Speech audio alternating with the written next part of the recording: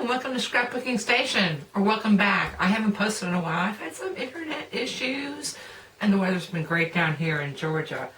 So we're going to talk about re-engineering your card kits.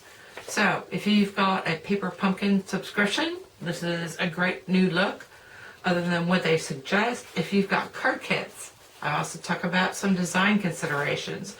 If you start from scratch, we're going to talk about that as well. But this design is good for any of your Paper Pumpkins for base cardstock. You know what? And if you buy inexpensive card bases, this would work well as well. Anyway, I'm going to put the camera over my shoulder and we'll get started. The February Paper Pumpkin comes with 9 card bases in 3 designs. And so I want to work with this one first. I don't think it's the most interesting, but we're going to do something different with all of them. First off, this is the suggested sketch. Pretty one-dimensional. It's a wide tent fold, so we're going to do something different. And the first thing I want to do is cut a window. Now to make this window, of course, you're going to need your card base. The second thing you're going to need is a piece of acetate. And I've got this dimension here. I am going to leave you a photograph of that. And I've cut a piece of acetate. And it's got to be 4x2, so I've got that ready to go. You know what? If you don't have any acetate, this works great. And this is just the cover for your stamp. These are not going anywhere, so I have no problem using that. Cut it to 4x2. Now we're going to talk about this frame, which is kind of a mat around your window. I'm going to use coordinating cardstock, but let's pull back because I've got a piece of Whisper White, or you could use printed cardstock as well. We're going to ink it.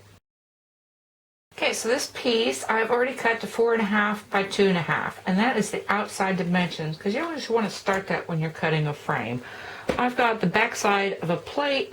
I've got a sponge, but if you've got a dauber, you've got a foam tool, even a cosmetic wedge, that would work as well. You know what? I'm going to add some water to my plate, and then I'm going to use my ink spot. I just had to pull off the wrapper there for a second, and I'm just going to put some ink on here. Because what I want to do first, like I said, I'm using my sponge, and I'm just going to kind of blend this a little bit because I don't want to be too bold with this color. So I'm going to pull up some ink, and then I'm just going to brush it across. Lighter is better, and if you're getting too many streaks like that, start whipping it around and adding more water. Okay, as you're doing this, the last thing you want to do excuse me, is kind of clean up that texture a little bit. So maybe just straight on ink. Tamp a little bit. Of course, I'm staying toward the outside because I have 1/2 inch border around this frame. Now, whenever you use water, you got to let this dry completely, because next thing we're going to do is go ahead and cut out these windows, both out of the base card and whatever mat you're using. Okay, I wanted to show you that because now is a good time to test out other options. So, of course, I'm going to use my Blackberry Bliss cardstock. If you've got coordinating cardstock, let me pull back a little bit. That is going to be a spot-on match for your frame, so that's always good. Now, I talked about the water, and I used an old Stampin' Mist water bottle, so I actually had an extra, or I bought an extra, so that I could have it with water. You know what? Stampin' Mist works just as good. Of course, if you're using water, this pattern doesn't have much depth, but what it has going for it is a lot of values of the same color. So, water did really nicely with this piece, and then you can just use one of these smaller stamps that comes in this kit and do a busier frame, because straight ink will always have a different value than ink with water. The other thing I wanted to share is depending on the ink and depending on the material you're working with. This is actually Blackberry Bliss as well, but it's on photo paper. Very different color. Can't use that at all. This is toilet paper, and this is the Pear Pizzazz. And the very darker, of course, the drier it is, the closer or the exact match you're going to get. But as you start adding water, some of these colors bleed, especially greens and browns. So something to keep in mind. And lastly, there's probably something in your craft supplies that you can match up these colors. In this case, these are crayons. So I've got 2 Crayola crayons where I've made a Calypso Coral wannabe and also Pool Party wannabe. And the thing about this, I wanted to show you, because when you do crayon, if you do it lightly, you're going to have streaks. Rubbing alcohol gets those away. So paper towel, dryer sheet, something like that. Anyway, now we're ready to cut the frame and to cut the base card. And I'm going to use this piece. I'm not going to use it in my design, but you're going to be able to see what I'm talking about. So let me move in, bring out my paper trimmer. Okay, I've moved in really close. And what I need is a 1/2 inch border inside this 2.5 by 4.5 piece of cardstock. And so I'm positioned, I'm actually using this edge, 1/2 inch. And now what I want to do is take my cutting blade, come in 1/2 inch from one side, and do 1/2 inch this way. You know what, I'm just going to flip it. And then I can come 1/2 inch this way, to 1/2 inch this way. When I set this one up, I want this top edge. Of course, make sure you're perpendicular. And I watch all these lines. So not only do I position it here, but I'm following across. And again, I want to come in 1/2 inch from this edge and come across, and then do the same thing on this side. Okay, pretty quickly, you're going to have your frame for your inside piece. Now I've already cut this, but the idea is the same. So I know from the bottom, you want to open up your card in this case. You want to position at 1 1/4, because I want 1 1/4 from the bottom, 1 inch from either edge. So again, I'm going to set this up against this ruler and go to this edge. And then I'm going to flip it side to side and accomplish the same thing. Now I want you to save this piece. Now we're ready to start assembling. Okay, at this point you've got your piece of acetate, you've got your frame, you've got the window cut in the front of your card. We're going to work on the inside first, because I want to do something with the interior of this card. And so all I'm doing is going to outline the inside of this window. And so I'm going to have something like this. These paper pumpkin kits come with some tissue paper. So first thing I'm going to do is, you can see through it. So I'm going to glue and get this down here. And that just adds a little bit more to the inside. Now, however you created your frame, you also want to create a mat.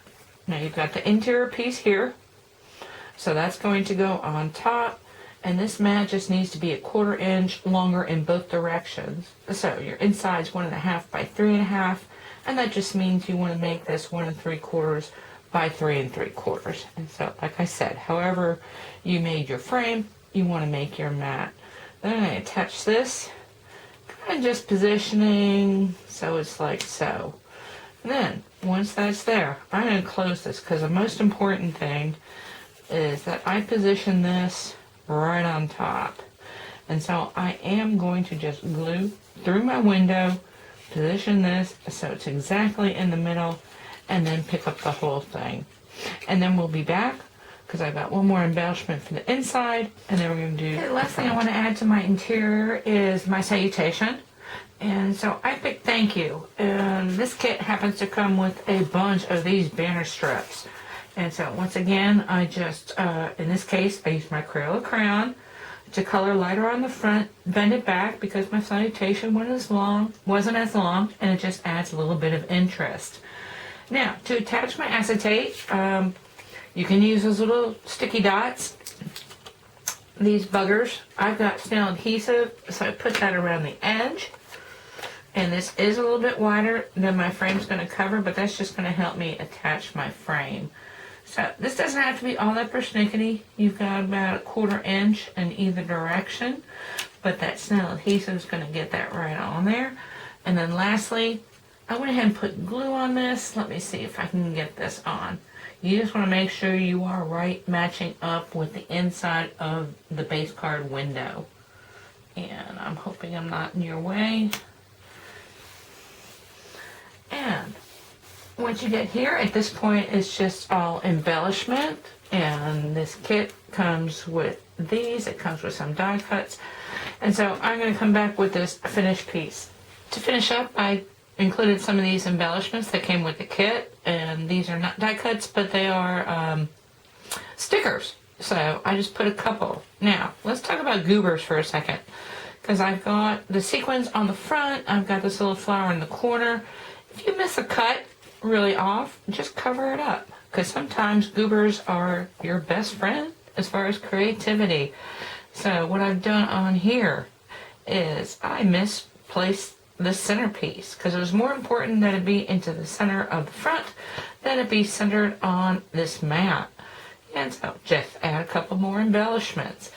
Anyway, windows are a lot of fun to do, and they create a dimension in your card without adding a lot of profile. This kit happens to come with envelopes. There's really only one that sort of coordinates with this card base, and so I'm going to use this envelope. Also, it's got a front, really nice. So let's move on to some of these other cards with windows.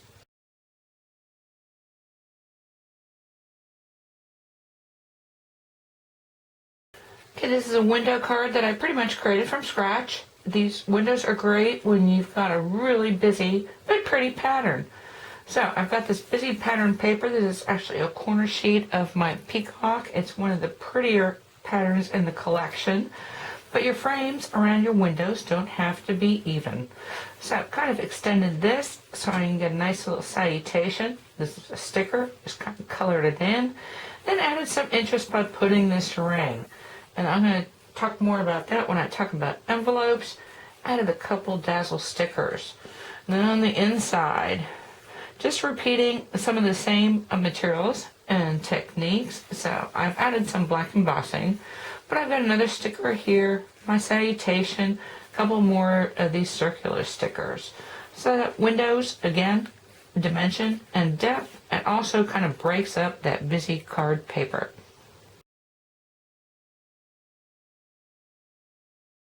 Okay, these last two cards I'm actually creating out of a single piece of a single-sided cardstock. This is Hunky Dory, and in my opinion, Hunky Dory makes some of the prettiest patterned cardstock. This is full embossed, and you can either decide to put it on the front or put it on the inside, but why not do both? And windows are great for this. So let me move in a little bit closer and show you the first finished card. For this first card of the pair, actually, this is another goober. I forgot to put my acetate because this cardstock is single-sided, so you've got to cover it with something. And, by the way, this is Flight of the Butterflies luxury card kit that this comes from, this base. And then I used, I think, Trailblazer paper pack. So I just picked a pattern, wood grain. It's got a couple trees showing up. Comes with a lot of dies, this card kit. So added a couple of those in this, and since I forgot my acetate, why not make a little three-dimensional gold butterfly to go on top of that? For the second one, I did remember my acetate, and I also wanted to add that I've tucked in. This is actually wax paper that I sprayed with some glitter dust. Add a couple more butterflies, have a die cut here. Really pretty. Like I said, make the most of these very pretty borders. Now, I want to talk about something else.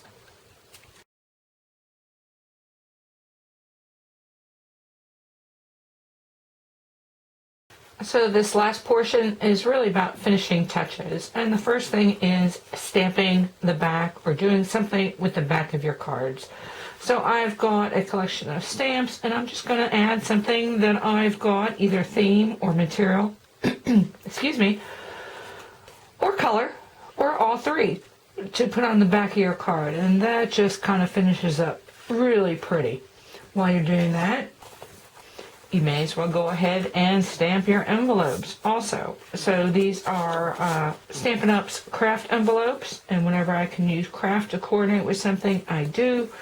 A couple more butterflies in coordinating colors. For the second card in my collection, I don't let black cardstock dissuade me, so I've got that finished card. You know what, I'm going to cut out a couple images, use a little heart punch, circle punch, and stamp with black. And that creates this backing on that envelope. This is also single-sided pattern paper, and so I just used it to create my envelope. So I've got my pattern on the inside. That's going to make a nice envelope for this card. And paper pumpkin also. You've got stamps, you've got ink, and so went ahead, this is my own stamp, but you can just even put a couple of flowers and maybe script something on the back. Just finishes up really nicely. So as I'm closing out this video, these are all actually very pretty papers, very pretty kits, and very pretty cardstock. Well, I mean, you've always got other kits. You've got blank papers, and you know what? You can buy really expensive card bases. And these were 75 cents. This is a lace pattern, and I didn't even know, but it comes with the back. And same with this guy. So I think these were 10 for 75 cents. This was like 12 for 75 cents and comes with its own envelope. So we're going to keep going. As I alluded to earlier, I didn't really have enough time to do everything I wanted to do. So my next Do Different is going to be using actually the same card base that I have in my paper pumpkin kit.